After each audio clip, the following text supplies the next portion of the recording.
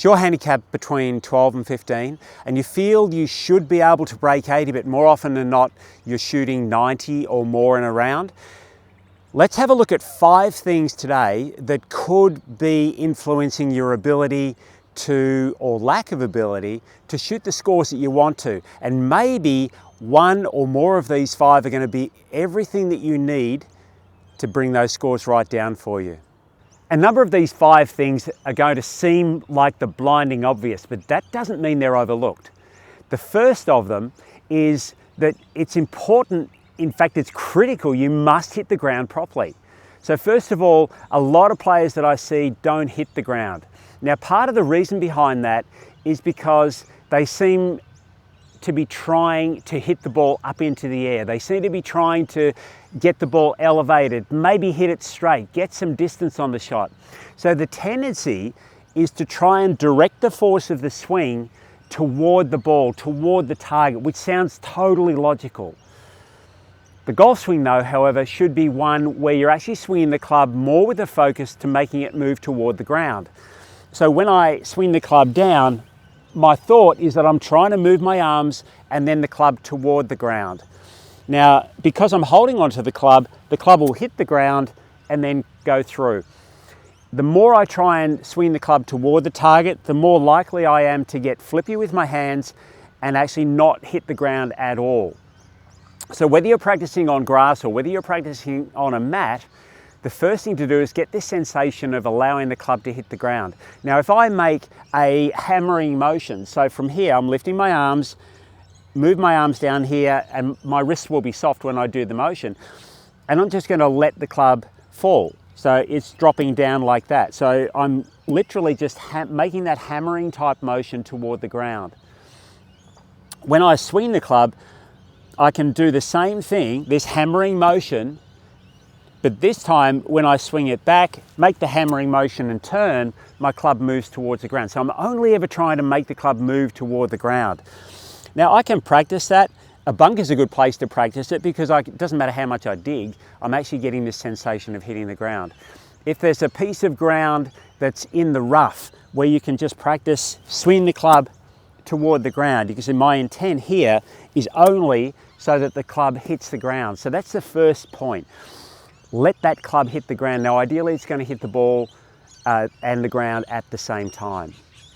Point number 2, again, very obvious, hold the club properly. I hear so many players say, oh, it doesn't matter how I hold the club, or the way I hold the club feels natural to me.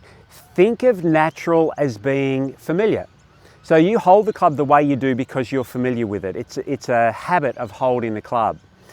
Now, I'm like probably the majority of golfers that they've gone through periods where they had to change the grip. Usually when I was younger, it felt horrible for a short period of time, but I'm forever grateful that I did it. That short period of discomfort where I struggled to hit the ball straight was only a short time, certainly in the lifetime of a golfer.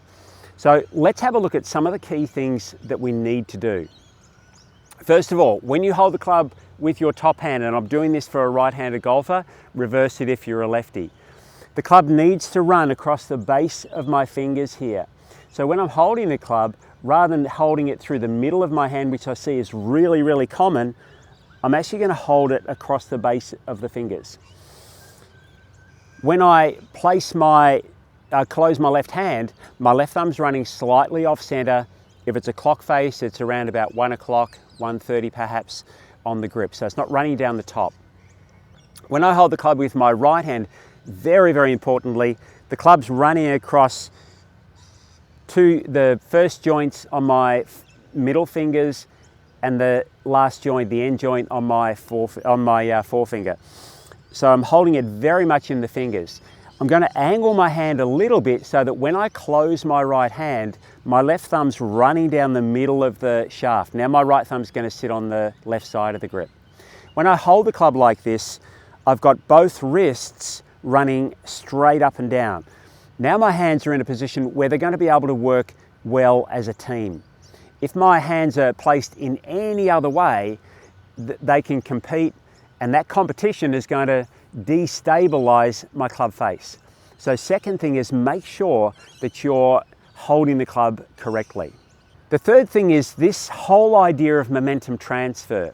So the little demonstration that I showed earlier, which is that hammering motion, when I lift my arms up and my arms stop, the club keeps going. That's the momentum causing my wrist to hinge in this example. When I'm doing it the other way and going toward the ground, my arms move toward the ground and I let the club fall. Again, momentum transfer. The first example that I gave where we're swinging the club toward the ground and let the club swing, again, momentum transfer. This is behind everything that we're doing in the golf swing. The body needs to be involved as well, but that's how it works with arms and hands. If I now move my body backwards and forwards, so I'm allowing my body to turn, my body turn is going to slow about here somewhere. That will give some momentum with my arms. They'll finish moving shortly after and the club will going. So I'm moving my body, my arms, and the club keeps going. That's hinging. So I've allowed momentum to transfer from my body to my arms to my hands in this backswing movement. In the downswing movement, as I'm starting my downswing, my body's going to shift toward the target and turn. Now that will help to bring my arms towards the ground. When my arms reach a point around about here somewhere, around about hip height, maybe just below, my hands will reach their peak speed. Now my body has reached its peak speed before that. So I'll explain this a little bit further. If I allow the club to move backwards and forwards, as I'm moving backwards and forwards, my body and my arms and the club are moving in sync. My body movement is slowing, it's accelerating and slowing, accelerating and slowing.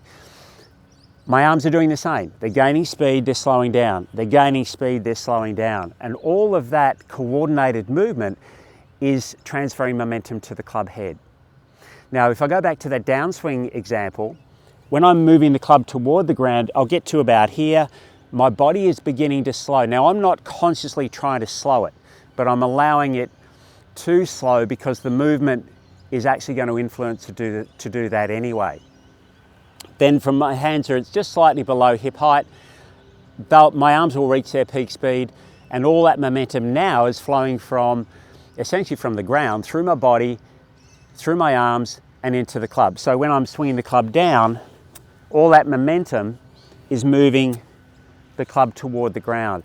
So this idea of momentum transfer can easily be undone by trying to deliberately do something with my arms or my hands, trying to twist my body out of sync, trying to get extra work from it. So the little movements that I'm demonstrating here actually help to build that sense. The fourth thing we want to look at is what's happening with the club head, and we'd want to try and hit the ball from the center of the club face. Again, very, very obvious, but how do we go about doing that? You could ask the same question if you're playing any racket or bat or club sport. How do you hit the ball out of the center of the sweet spot? Largely, it's an awareness. So if it's a racket sport and the object's moving, say tennis, the ball's moving, you're holding and swinging the racket, you're unconsciously monitoring where that ball is and where it's going to be so that the center of the racket head and the ball meet. And not only that, but the racket's angled where you want the ball to go. If you're like me, it doesn't always go where you want it to go. But for a good tennis player, it will. Golf is exactly the same. The ball's not moving, but I still have this awareness of where the club is moving in space. And I also have an awareness of where the club head is moving, or how it's oriented as it moves down and through. So I've got this sense of where the center of the club face is in relation to the ball on the ground. Now, ways that I can monitor that, I can put a spray on the club face and hit some shots and monitor where that strike point is. I can actually practice hitting the ball from different spots. I can use chalk marks on the ground and practice hitting different chalk marks. So building this awareness so that when I do play a shot, I can hit it out of the center of the club face. So if I play this shot here, again, I have this awareness of where the center of the club face is so that I can get the club the center of the club face to meet the ball. Now granted, I've got a few decades of experience, but even with that understanding, it does make sense that I'm not trying to interfere with the movement. I'm just allowing it to flow quite freely.